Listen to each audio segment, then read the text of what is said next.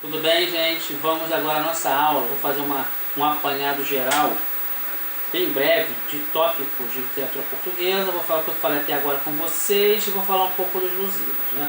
Bom, quando eu falei primeiramente na aula passada, nas primeiras aulas, eu falei sobre o trovadorismo, né? Falei sobre... primeiramente falei sobre o contexto de época, né? Sobre a Idade Média. Nós vivíamos o trovadorismo. Claro que eu sempre falo que literatura não é uma ciência exata, mas como nós estamos estudando para ser professores, é bom que você vai dar aula para o ensino médio, aluno que nunca viu literatura na vida, nós separarmos os períodos, as datas, não é sempre importante isso para a compreensão do texto. Então, o trovadorismo ele começa no século XII, entre 1189 e 1198, oficialmente com a publicação da cantiga da Ribeirinha, do pai Soares Ribeiro, né? Soares Taveirós, desculpa, que ele era seria Maria Paz Ribeiro, que ela teria sido amante do rei Dom Sancho. Enfim, então, o trovadorismo, como eu disse que era na Idade Média, ele vive nós vivemos numa sociedade feudal. Porque o que era a sociedade feudal? Não é uma aristocracia feudal, uma sociedade rural, que tinha a aristocracia feudal, os camponeses, o clero, na sociedade era assim. Então, como eu sempre falo nas aulas de literatura,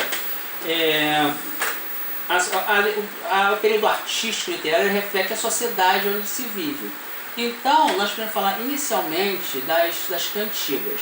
Nós tínhamos, né, nas cantigas, que normalmente eram cantadas, nós tínhamos dois enredos, o enredo lírico amoroso e o enredo satírico.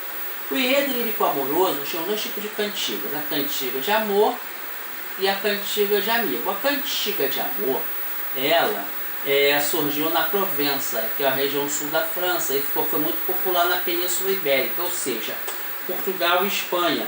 Então, a cantiga de amor, ela reflete bem a sociedade, na minha opinião pessoal, essa é uma opinião minha, é a que melhor reflete a sociedade feudal, a sociedade medieval, a divisão de classes. Porque tem o homem do campo, a vassalagem amorosa, o amor cortês, o homem do campo, o homem do povo, que ele é apaixonado pela essa senhora do castelo, mas ele não é correspondido, ele sabe que ele não vai ser correspondido.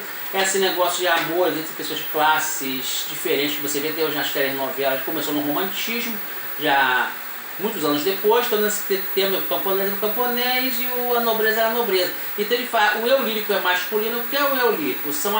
É a voz que fala no poema. Não necessariamente é o eu autor. O eu autor é a pessoa comum, uma pessoa que... Geralmente, nesse contexto medieval, como o povo não tinha acesso à escrita ainda, quem escrevia as cantigas eram os nobres. Então, como o eu lírico era um homem do povo, você percebe que não tem nada a ver com o eu autor, tá? Então, até reis. Dom Diniz é considerado o rei trovador. E a cantiga de amigo, ela surgiu na Península Ibérica mesmo. E o lírico é feminino, embora que escrevessem eram os homens e eram pessoas da nobreza, pessoas mais intelectuais. O eu lírico é feminino. E as pessoas, a temática é a moça do campo, a camponesa que sente saudade do amigo, aqui o amigo, não é amigo, eu só tenho um amigo. O amigo é uma conotação de amante, namorado, ela sente saudade do amigo que foi para a guerra. Ela geralmente tem um confidente, que é o mal, um elemento da natureza como o mal, uma árvore, ou a mãe, ou uma amiga. E, então, geralmente é essa temática da cantiga de amigo. No enredo satírico, nós temos a cantiga de escárnio e a cantiga de maldizer. Você tem a cantiga de escárnio, é uma sátira sutil. Dá-se a entender de quem está falando, mas não fala-se claramente. Tá? Dá a entender. A pessoa entende, a pessoa se coloca aquela nota, a carapuça serviu, mas não fala claramente de quem é. A cantiga de maldizer já é uma sátira grosseira, a cara do Rui Queimado, aquele que ele foi cantar, que cantou, ele fala claramente uma sátira grosseira que fala diretamente mal de quem a pessoa sabe de quem se está falando. Então essa é uma ideia. Então nós temos, nesse período trovadorismo, nós tivemos também a prosa, as novelas de cavalaria, a demanda do santo grau, tudo era voltando para a religiosidade. Então nós temos aquele período a partir de... Nós temos a queda do Fernando, Dom João, aí quando o reinado de Dom João, o período de Aviv, né, a dinastia de Avis, e nós temos também a mudança, que teoricamente quando começa o humanismo, que é a época de transição. É quando, em 1434, quando Fernão Lopes ele é nomeado cronista-mor da Torre do Tombo. E ele escreve, as crônicas dele são crônicas históricas, que eles têm a crônica de Dom Pedro I, não o nosso Dom Pedro I, o nosso Dom Pedro I proclamou a independência ou morte em Portugal é Dom Pedro IV, aquele do século XIV, Hermínio de Castro, que ele é assassinado pelo pai, depois ele coroa a rainha. A de Dom Fernando, que se apaixona pela Leonor Teles, que toma o poder, e a do Dom João. Nós temos as crônicas, textos de crônicas que são Dom Pedro, Dom Fernando e Dom João. Então nós temos aquela poesia palaciana, que quando se separa a música da poesia, não é? E eu falei para vocês do teatro de Gil Vicente.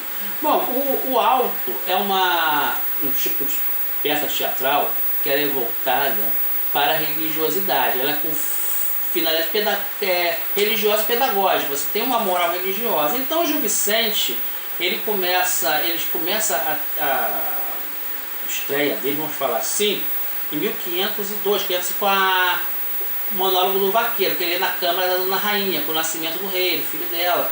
E ele depois ele se consagra como autor.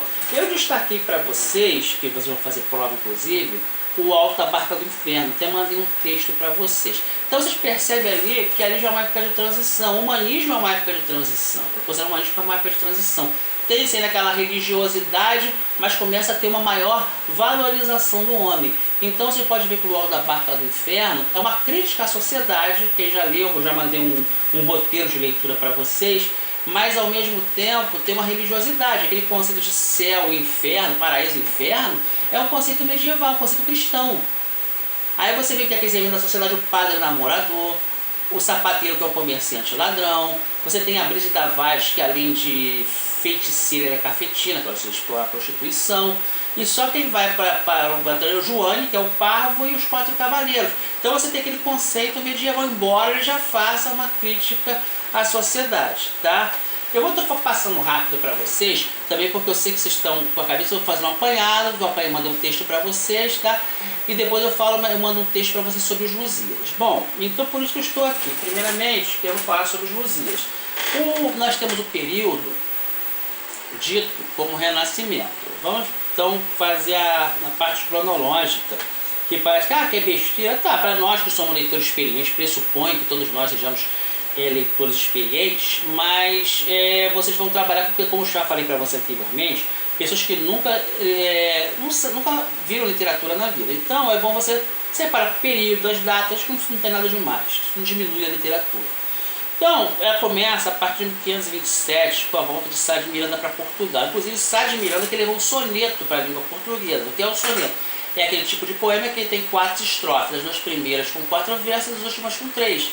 E esse renascimento, ele começou a surgir com que começou na Itália.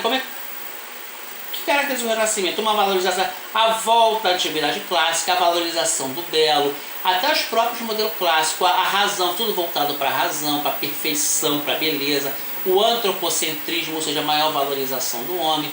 Então começa ali até a imitação, resgate dos modelos antigos. O Antônio Ferreira, ele escreve a peça, um drama histórico, a tragédia Castro, que é sobre Inês de Castro, como eu falei, que foi assassinada pelos conselheiros de Dom Pedro, do pai de Dom Pedro, né, o Dom Afonso, e ela faz, porque aí depois ele é a coroa rainha, ele fez o drama a Castro, que é escrito até o próprio título. Geralmente os títulos das tragédias, ele faz os moldes da tragédia grega. Até o título da tragédia é o título do herói trágico, o Antígona, Édipo, o rei, Medeia. Então ele bota Castro. E tem o coro, que é aquele coro que fala, que dá um conselho. Nós temos a heroína trágica, que ela sai do destino dela, mas ela não foge do destino dela. Então é tudo feito nos padrões clássicos. Tá? O Camões, ele na poesia, a maioria das coisas são atribuídas a ele, Nós temos o Camões teatral, peça teatral do Camões, que eu não vou falar aqui, o Alto Rei Seleuco, que tem o metateatro, teatro dentro do teatro. Inclusive ele escreveu o teatro, o metateatro, antes do próprio Shakespeare. Tá? Eu até perguntei para o professor lá na UF, seria possível que Shakespeare tivesse sido Camões? E o professor falou assim, isso é pouco provável, porque as fronteiras eram muito distantes para a época. E a língua portuguesa era uma língua desconhecida, agora é mais conhecida, que é a quinta falada do mundo. Bom, enfim, então nós temos o Camões, vamos didaticamente, o Camões lírico, que ele fala poesia de amor é fogo que a arte sem se ver, é a ferida que não se sente, não vou ler o poema aqui. Não. Nós temos o Camões do Desconcerto do Mundo, que ele, aos maus vê sempre passar por maus momentos, enquanto os bons vêm sempre passar por tormento, e os maus sempre vêm nadar em mais de contentamentos, que ele fala da inversão de valores. Esse é o exemplo do Desconcerto do Mundo. E nós temos o Camões épico. O que é um poema épico? O Camões épico significa os Lusíadas. O que é um poema épico ou uma epopeia? É uma narrativa em versos. Uma narrativa em versos, como eu falei para vocês, que ela narra os feitos de um herói representante do seu povo. Então Camões ele escreve um poema épico, publicado em 1572, chamado Os Lusíadas, que ele fala da viagem de Vasco da Gama rumo às Índias. Nos modelos da epopeia antiga, como Ilíada, como Odisseia, a Ilíada, depois a Odisseia, por exemplo, depois da, quem é o herói? É o Ulisses. Vocês podem ver que depois da guerra, nós temos na Odisseia, foi escrito em versos, e ele tentando voltar para Ítaca depois da guerra. Então os deuses ajudam, outros atrapalham. E nos Lusíadas escrevem nesses modos, escrevem cantos, em 10 cantos, com 8.816 versos e 1.102 estrofes. Né? Ele escreve instâncias, que são estrofes com 8 versos, com 8 versos, e ele fala dos feitos heróicos, né? A viagem de Vasco da Gama rumo às Índias e a história de Portugal. E assim como essa viagem aconteceu realmente, entre 1497 e 1498. Porém, ele coloca na forma épica e coloca a trama dos deuses. Alguns deuses conspiram a favor, outros conspiram contra. Então nós temos no Vasco da Gama, ele não é o único herói dos Lusíadas, ele é um mero representante da bravura do povo português. E nós temos nos Lusíadas 5 partes, né? A proposição, o que é que ele se propõe a cantar? Os feitos heróicos. Eu vou ler um trecho dos Lusíadas, o canto primeiro, que era feito de canos, são 10 cantos. Só a primeira, as armas dos barões assinalados, que da ocidental praia lusitana, por mares nunca antes navegado, passaram na Taprobana, e em perigos e guerras esforçados, mais do que prometia a força humana, e entre gente remota edificaram o novo reino que tanto sublimaram. Isso eu li a primeira instância, que é a proposição, as armas dos barões assinalados, quem são? São os portugueses, que da ocidental praia lusitana, eles saíram da praia do Restelo em Portugal, por mares nunca antes navegados, eles foram, né? Lugares que nunca ninguém passaram ali da Taprobana, desculpa, é o antigo Ceilão.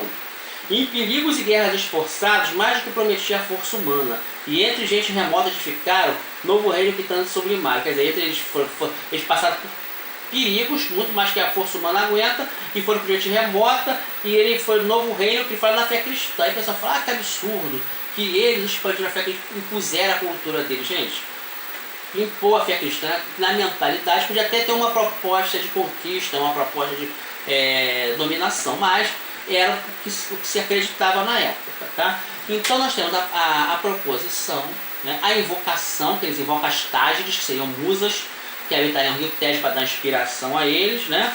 Que nós temos aqui e vós Tágide minha, pois criado tem de mim um novo engenho ardente. Sempre em verso humilde e celebrado, foi de mim vosso rio alegremente. Dai-me agora um som alto e sublimado, um estilo grandioso e corrente, porque de vossas águas fervordene, que não tenha inveja da Hipocrene.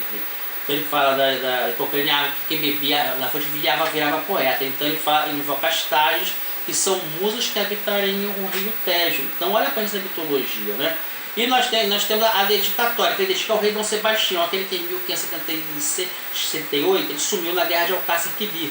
Né? Ele fala, vós poderoso rei, cujo alto império o sol logo em nascendo vê primeiro, vê-o também no meio do hemisfério, e quando desce o deixa derradeiro. Vós que esperamos jugo e vitupério, que da torpe ismaelita cavaleiro